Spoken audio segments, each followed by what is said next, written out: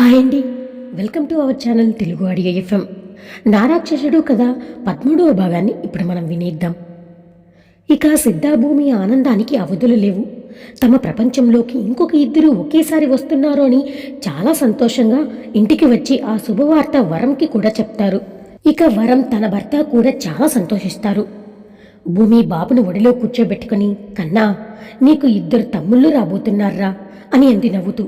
వాడికి ఏమర్థమైందో నవ్వుతూ ఉన్నాడు. భూమి మాటలకు సిద్ధ భూమి దగ్గరికి వచ్చి బాబును తీసుకుని, రే కన్నా, మీ అమ్మ అలాగే చెప్తుంది, కానీ మనకు ఓ బంగారు తల్లి కావాలి కదా అని అన్నాడు నవ్వుతూ భూమిని చూస్తూ. ఏం కాదు, అబ్బాయిలే అని అంది భూమి. అందరూ గడ్డాలు మీసాలే అంటే ఏం బాగుంటుంది బుల్లెమ్మ, అదే అమ్మాయి పుట్టారంటే ఎంత కల వస్తుంది ఇంటికి అని అన్నాడు. అమ్మో, ఇద్దరు అమ్మాయిలు వద్దు వద్దు నాకు అని అంటూ, పోనీలే ఒక అమ్మాయి ఒక అబ్బాయి సరేనా అని అంది కాంప్రమైజ్ అవుతూ.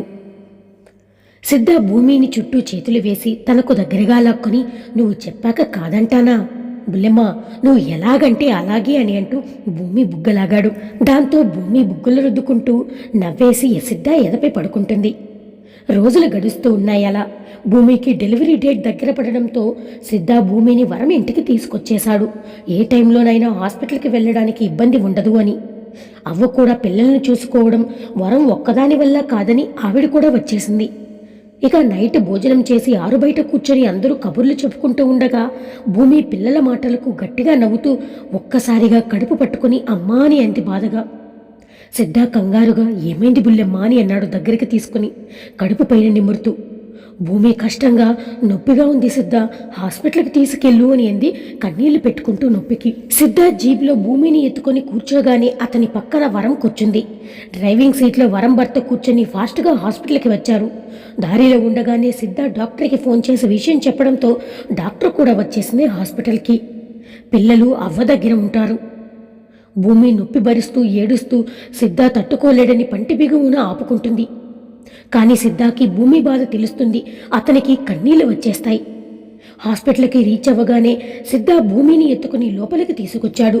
స్ట్రెచ్చర్ మీద పడుకోబెట్టండి అని అంది డాక్టర్.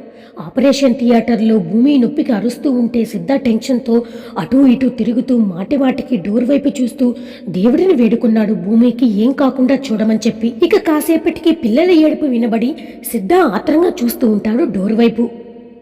ఇద్దరు సిస్టర్స్ చేతిలో పిల్లల్ని తీసుకొచ్చారు. సిద్ధ చేతిలో పెడుతూ ఫస్ట్ బాబు తర్వాత పాప పుట్టారు అంటూ, చూడడానికే భలే ముద్దుగా ఉన్నారు పిల్లలు అని అన్నారు నవ్వుతూ. సిద్ధ ఆనందంగా తడిచేరిన కళ్ళతో పిల్లల్ని చేతుల్లోకి తీసుకుని అపురూపంగా చూస్తూ, సిస్టర్ నా వైఫ్ ఎలా ఉంది అని అన్నాడు.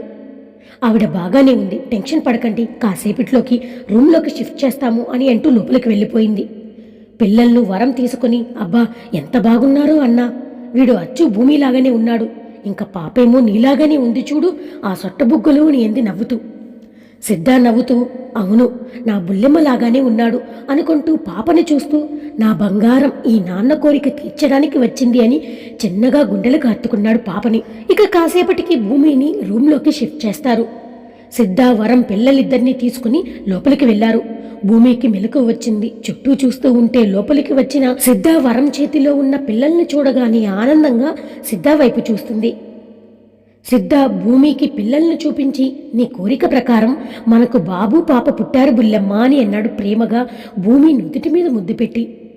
భూమి అపురూపంగా చూస్తూ ఉంది తన పిల్లలను. తర్వాత హాస్పిటల్ నుండి వరం ఇంటికి తీసుకొచ్చేసింది భూమిని. ఇప్పుడే గూడానికి వెళ్తే ఏదైనా ఎమర్జెన్సీ అయితే కష్టమని నెల రోజులు అక్కడే ఉన్నారు వారు. సిద్ధ మాత్రం రోజు క్వారీకి వెళ్ళి వచ్చేవాడు. నెల రోజుల తర్వాత గూడెంకి తీసుకొచ్చారు భూమిని పిల్లల్ని.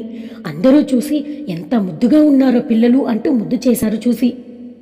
అలా పిల్లలతో సిద్ధ ప్రేమలో రోజులు సంతోషంగా గడిచిపోయాయి భూమికి.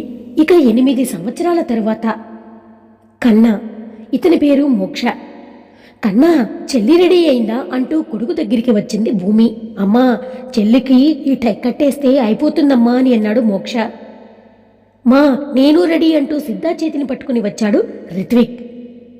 నేను కూడా రెడీ అంటూ రిత్వి ముద్దు ముద్దుగా వచ్చింది. కూతుర్ని ఎత్తుకుని నా బంగారం సూపర్ అంటూ ముద్దు పెట్టుకున్నాడు సిద్ధ. భూమి కొడుకులను దగ్గరికి తీసుకుని, నా కొడుకులు ఇంకా సూపర్ అని అంది ప్రేమగా. మా అని అంది బొంగమూతి పెట్టుకుని రిత్వి. ఇంతలో ఏంటే మీ నాన్నకి నువ్వు సూపరు, నాకు నా కొడుకులు సూపరు, నీకేమే బాధ అని అంది ఉడికిస్తూ. సిద్ధ నవ్వుతూ భూమిని ఇద్దరి కొడుకులను దగ్గరికి తీసుకుని మీ నలుగురు సూపర్రా అని అన్నాడు ప్రేమగా. నాన్న, నేనే కదా నీకు సూపర్, మళ్ళీ అందరూ అంటావే అని అంది అలకగా రిత్వి. దాని బుజ్జి బుంగమూతి చూసి నవ్వుతూ ముద్దు చేస్తూ నీకు అన్నయ్యలంటే ప్రేమ లేదా అని అన్నాడు సిద్ధ. చేతులు బార్లా చాపి బోలెడు ఇష్టమని అంది. మరి అమ్మా అని అన్నాడు. ఇంకా ఇంకా అని అంది చేతులు వెనక్కి పెట్టి చూపిస్తూ. కదా, మరి ఎందుకు అలక, మీరందరూ నా ప్రాణం అని అన్నాడు సిద్ధ. భూమి తన సంతోషానికి కన్నీళ్లతో చూపిస్తూ సిద్ధాన్ని చుట్టుకుని ఒక నిమిషం అలాగే ఉండిపోతుంది. తల్లి కన్నీళ్లు చూసి ముగ్గురు పిల్లలు భూమి ఏడుస్తుంది అని అనుకుని అమ్మ చుట్టూ చేరిపోయి భూమి కన్నీళ్లు తుడుస్తూ ఎందుకుమా అని అన్నారు ప్రేమగా వారు. భూమి ముగ్గురు పిల్లలను ముద్దు పెట్టి నేను ఏడవలేదు నాన్న, ఆనందంతో వచ్చాయి, మీరు ఎప్పుడూ ఒకటిగా ఉంటూ ఒకరికొకరు తోడుగా ప్రేమగా ఉండాలి, ఉంటారు కదా ఈ అమ్మ కోసం అని అంది నవ్వుతూ భూమి. నేను నా తమ్ముడు చెల్లిని బాగా చూసుకుంటామా అని అన్నాడు మోక్ష. నేను అన్నయ్య చెప్పినట్లు విని చెల్లి కోసం ఏదైనా చేస్తాను అని అన్నాడు రిత్విక్. నేను నాన్న ఏం చెప్తే అదే చేస్తానని అంది రిత్వి ముద్దుగా సిద్ధ మెడ చుట్టూ చేతులు వేసి. నాకు తెలుసు నువ్వు ఎప్పుడూ నాన్న కూచి అని, నా మాట ఎందుకు వింటావు అని అంది నిష్ఠూరంగా భూమి. నీ మాట నాన్న వింటాడు, నేను నాన్న మాట వింటాను, అప్పుడు నీ మాటే విన్నట్టు కదమ్మా అని అంది చేతులు ఆడిస్తూ కళ్ళతో హావభావాలు పలికిస్తూ. దాంతో సిద్ధ గట్టిగా నవ్వేస్తూ నువ్వు నా బంగారం అని అంటూ ముద్దు చేస్తూ భూమి వైపు చూశాడు. చిరుకోపంగా చూస్తూ ఇదంతా మీ ట్రైనింగ్ కదా అని అంది భూమి.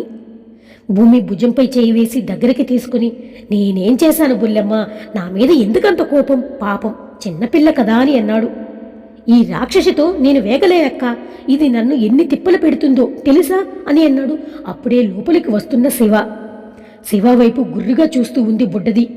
ఏం చేసింది శివ అని అంది భూమి. స్కూల్లో ఎవరైనా చిన్న మాట అంటే చాలక్క, కొట్టేస్తుంది వాళ్ళందరినీ, సర్ది చెప్పటానికి నా తల ప్రాణం తోక్కొస్తుంది అని అన్నాడు నీరసంగా శివ. అవునా అన్నట్టు చూసింది భూమి కోపంగా బుడ్డదాని వైపు. మామా, నీకు తోక కూడా ఉందా, నాకు చూపించలేదు ఎప్పుడు, ఏది చూపించు అని అంది అమాయకంగా. ఆ మాటలకు అందరూ నవ్వేశారు శివాతో సహా. అవ్వ కర్ర పట్టుకుని లోపలికి వస్తూ నవ్వుతూ ఆనందంగా ఉన్న సిద్ధాభూమి పిల్లల్ని చూసి మనసులో ఆనందంతో నిండిపోయింది ఆవిడికి. ఏరా శివ, ఇంకా బయలుదేరలేదా అని అడిగింది అవ్వ. ఎక్కడవ్వా, వీళ్ళు రాందే నేను ఎలా వెళ్ళేది అని అన్నాడు. శివ కాలేజీలో చదువుతూ సిద్ధ కొనిచ్చిన కారులో పిల్లలను స్కూల్లో దింపి పక్కనే ఉన్న కాలేజీలో చదువుతున్నాడు. శివ చదువుకయ్యే ఖర్చు సిద్ధానే పెడుతున్నాడు. సరే సరే టైం అవుతుంది పదండి, లేటెందుకు అంటూ ముగ్గురు పిల్లలకు జాగ్రత్తలు చెప్పి శివాకి కూడా పిల్లలు జాగ్రత్త అని అన్నాడు సిద్ధ. నేను చూసుకుంటా మామా అని అన్నాడు శివ భరోసా ఇస్తూ. ఇక ఈవినింగ్ ఇంటికి వచ్చిన రిత్వి భయంగా వచ్చింది. భూమి చూడకుండా వాష్రూంలోకి దూరి అద్దంలో చూసుకుంది. తన చేతులు గీరికపోయి డ్రెస్సు దుమ్ము పంటుకుని ఉంది. స్నానం చేసి డ్రెస్సు మార్చుకుని చేతులకు ఆయింట్మెంట్ పూసి ఏమీ జరగనట్టు వచ్చింది భూమి దగ్గరకు. అరే ఏంటి ఈ వింత, రోజు నేను బ్రతిమిలాడితే కానీ స్నానం చేయవు, ఈరోజేంటి ఇంత తొందరగా రెడీ అయ్యావు అని అంతే డౌట్గా భూమి. పోమ్మా నువ్వు, నేను అల్లరి చేసినా అంటావు, బుద్ధిగా ఉన్నా అంటావు అని అంది బొంగుమూతి పెట్టుకుని రిత్వి పాప. నిన్ను నమ్మలేము అని కన్నా చిన్న ఇలా రండి అంది కొడుకుల్ని పిలుస్తూ. మోక్ష ఏంటమ్మా అని అంటూ భూమి చుట్టూ చుట్టుకుని అడిగాడు. మోక్షాన్ని పరిశీలించి ఏమైంది నీ చెంపకి అని అంది తడుముతూ. మోక్ష కంగారుగా ఏమైంది, ఏమీ లేదుమా అని అంటూ తలదించుకునేశాడు. కొడుకు అబద్ధం చెప్పాడు అని భూమికి అర్థమైపోయింది. చిన్న ఏమైంది, నువ్వైనా చెప్పు అని అంది రిత్విక్ని చూస్తూ. అమ్మా అని అంటూ అన్నయ్య వైపు చూసి తల అడ్డంగా ఊపి ఏం లేదు అని అన్నాడు. మీరెందుకు చెప్తారు అని, సరే వెళ్ళి పాలు తాగేసి చదువుకోండి అని కొడుకులకు పాలు గ్లాసు ఇచ్చి రిత్విని ఒడిలో పడుకోబెట్టుకుని పాలు తాగించింది. ఇక పిల్లలను పక్కన కూర్చోబెట్టుకుని హోంవర్క్ చేస్తూ ఆలోచనలో పడింది భూమి. పిల్లలు మా దగ్గర ఏదో విషయం దాస్తున్నారు, ఎలా తెలుసుకోవడం అనుకుంటూ ఉండగా సిద్ధ వచ్చాడు. అప్పుడే నవ్వుతూ పిల్లలతో కాసేపు మాట్లాడి ఫ్రెష్ అవ్వడానికి వెళ్ళాడు. వెనకనే భూమి కూడా వెళ్ళింది. ఆరు బయట కూర్చొని పిల్లలకు కథలు చెప్తూ భోజనం తినిపించింది భూమి. నాకు అని అంటే వచ్చాడు సిద్ధ. భూమి నవ్వుతూ సిద్ధాకి కూడా ఒక ముద్ద పెట్టి పిల్లలను లోపలికి వెళ్ళి ఆడుకోమని చెప్పి సిద్ధాకి భోజనం పెడుతూ తను కూడా కూర్చుంది భోంచేయడానికి. సిద్ధ అన్నంలో చెయ్యి పెట్టగానే ఇస్ అంటూ చెయ్యి వెనక్కి తీసుకుని భూమి ఎక్కడ చూస్తుందోనని అలాగే పెట్టబోతాడు. అప్పటికే భూమి సిద్ధ చెయ్యి పట్టుకుని ఆపేసి ఏమైంది అంటూ చూడబోయేసరికి ఏం కాలేదులే బుల్లెమ్మ అంటూ చెయ్యి వెనక్కి పెట్టుకున్నాడు. భూమి సీరియస్గా సిద్ధా వైపు చూసి బలవంతంగా చేయి పట్టుకుని చూసింది. అరచేతిలో కాస్త లోపలికి కోసుకున్న గాయం కనబడింది. భూమి కంగారుగా ఎందుకింత గాయమైంది అని అంటూ కన్నీళ్లు పెట్టుకుంటూ లేచి గబగబా లోపలికి వెళ్ళి ఫస్ట్ ఎయిడ్ బాక్స్ తీసుకొచ్చి సిద్ధా చేతిని క్లీన్ చేసి కట్టింది ఏడుస్తూనే. అబ్బా ఇదేమంత పెద్ద గాయం కాదులే బుల్లెమ్మ, ఈ నొప్పి కన్నా నువ్వు ఏడుస్తూ ఉంటే ఇక్కడ అని గుండె దగ్గర వేలు చూపించి ఈ నొప్పే ఎక్కువగా ఉంది నాకు అని అన్నాడు భూమి కళ్ళు తుడుస్తూ. క్వారీలో పనిచేసేటప్పుడు ఇలా చిన్న చిన్న గాయాలు మామూలే బుల్లెమ్మ, వీటికి నువ్వు ఏడవాలా చెప్పు అని అన్నాడు. నువ్వు చేయకపోతే ఏం నష్టం, అక్కడ చేసేవాళ్ళు ఉన్నారు కదా, మీరక్కడ ఉండి చేయించండి అంతేకాని మీరు చేయకండి ఇక అని అంది చిరుకోపంగా భూమి. సిద్ధ దానికి నవ్వుతూ అలాగే బుల్లెమ్మ నేను చెయ్యనులే సరేనా, ఇక అలా కోపంగా చూడకు బుల్లెమ్మ అని అన్నాడు గారంగా. భూమి చేతులు క్లీన్ చేసుకుని వచ్చి సిద్ధాకి అన్నం కలిపి తినిపిస్తుంది. నాకే పెడుతున్నావు, నువ్వు కూడా తింటూ నాకు పెట్టు బుల్లెమ్మ అని అంటూ భూమి చెయ్యి నోటి దగ్గర పెట్టాడు. భూమి తింటూ సిద్ధాకి పెట్టింది. ఇక పిల్లలు మోక్ష ఒక సింగిల్ కాటు పైన, చిన్న పాప ఇద్దరు డబుల్ కాటు పైన నిద్రపోతూ ఉంటే సిద్ధ మోక్ష పక్కన కూర్చొని తన తల నిమురుతూ బాధగా మోక్ష చెంప వైపు చూడడం భూమి కంటపడింది. భూమి చిన్నపై చేతితో తడుముతూ నిద్రపుచ్చేసింది. సిద్ధ మోక్ష దగ్గర నుంచి పాప పక్కన పడుకుని పాప తలపై ముద్దు పెట్టుకున్నాడు. ఆ కళ్ళల్లో ఏదో గర్వం తొణికిసదాడింది కూతుర్ని చూస్తూ ఉంటే. భూమి సిద్ధానే చూస్తూ సిద్ధా బిహేవియర్ని అంచనా వేసింది. పిల్లల ముగ్గురు నిద్రపోతూ ఉంటే వారికి బ్లాంకెట్ కప్పి బయటకు వచ్చాడు. భూమి కూడా వెనకనే వచ్చింది. సిద్ధా తన బెడ్ మీద పడుకుని భూమిని దగ్గరికి లాక్కొని వాటేసుకోబోతే సిద్ధా చేతిని తోసేసి కోపంగా అసలు ఏం చేశారు మీరు, నా దగ్గర ఏదో దాస్తున్నారు చెప్పండి అని అంది. భూమి చెయ్యి పట్టుకుని దేని గురించి బుల్లెమ్మ అని అన్నాడు. భూమి సిద్ధా చేతిని తోసేసి అటువైపు తిరిగి పడుకుంది. భూమి కోపం చూసి ఏమైంది బుల్లెమ్మ అంటూ తన వైపు తిప్పుకున్నాడు భూమిని. భూమి సిద్ధా మొహాన్ని చూడకుండానే వేరే వైపు చూస్తూ మౌనంగా ఉంది.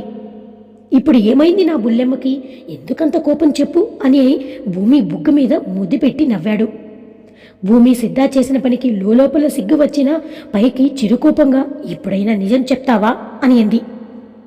సిద్ధా మౌనంగా ఉంటే భూమి కన్నీళ్లు సిద్ధా చేతిపై పడడంతో కంగారుగా చూసి భూమి వైపు తను బాధగా కంటి నిండా నీళ్లు పెట్టుకుని నా బిడ్డలకు ఏమైందని కూడా నాకు చెప్పవా సిద్ధా, అందుకు కూడా నేను పనికిరానా అని అంది ఏడుస్తూ. ఆ మాటలకు భూమి నోటిపై చెయ్యి పెట్టి అలా మాట్లాడకు బుల్లెమ్మ అని అన్నాడు బాధగా. మరేం జరిగిందో చెప్పు సిద్ధా అని అంది. చెప్తాను, నువ్వు బాధపడకూడదని చెప్పలేదు కానీ నిన్ను తక్కువ చేయాలని కాదమ్మా, నువ్వు ఎప్పుడూ నా ఇంటి మహారాణివి, నా బంగారం నువ్వు అని అన్నాడు ప్రేమగా భూమి నుదుటి మీద ముద్దు పెట్టి. చెప్పైతే అని అన్నట్టు చూసింది భూమి సిద్ధా వైపు. సిద్ధా భూమికి చెప్పడం మొదలు పెడతాడు. రిత్వి కారు దిగి అన్నల కంటే ముందు పరిగెడుతూ క్లాస్లో బ్యాగ్ పెట్టేసి గ్రౌండ్కి పరిగెట్టింది. అప్పటికే కొందరు పిల్లలు వచ్చి ఆడుకుంటూ ఉంటే తను కూడా ఆడడానికి వెళ్ళింది. కాసేపటికి రిత్వి వాష్రూమ్ వస్తుందని వెళ్తుంది. తను అక్కడ జరిగేది చూడగానే కోపంగా చుట్టూ చూసింది. అక్కడ గోడకు మాప్ స్టిక్ కనబడగానే తీసుకెళ్లి వెనక నుండి ఆ వ్యక్తిని కొట్టడం మొదలుపెట్టింది. అతను అప్పటి వరకు ఏం చేస్తున్నాడంటారా, 10th చదువుతున్న ఒక అమ్మాయిని బలవంతంగా కౌగిలించుకొని ఎక్కడ పడితే అక్కడ టచ్ చేస్తూ ఆ అమ్మాయి ఏడుస్తూ నన్ను వదిలేయండి సార్, నాకు భయంగా ఉంది అని అంటుంటే కామం నిండిన కళ్ళతో వికిలి చేష్టలతో నేను చెప్పింది వినకపోతే నువ్వు ఈ సంవత్సరం ఎగ్జామ్ రాయకుండా చేయగలను, చేయమంటావా అని అంటూ కరుకుగా బలవంతంగా ముద్దు పెట్టుకోబోతాడు. అంతే అప్పుడే వచ్చిన రిత్వి అది చూసి వాడిని కర్రతో సన్మానం చేసింది. చిన్నపిల్ల తనని డిస్టర్బ్ చేయడమే కాకుండా కొట్టి తనను గుట్టినట్టు చేసింది అనే ఉక్రోషంగా రిత్విని లాగి పక్కన పడేసి ఆ అమ్మాయి వైపు చూస్తూ ఇప్పుడు తప్పించుకున్నా తర్వాత ఎక్కడికి పోతావే అని అన్నట్టు చూసి ఆ అమ్మాయి వైపు బెదిరించడానికి వేలు చూపించాడు.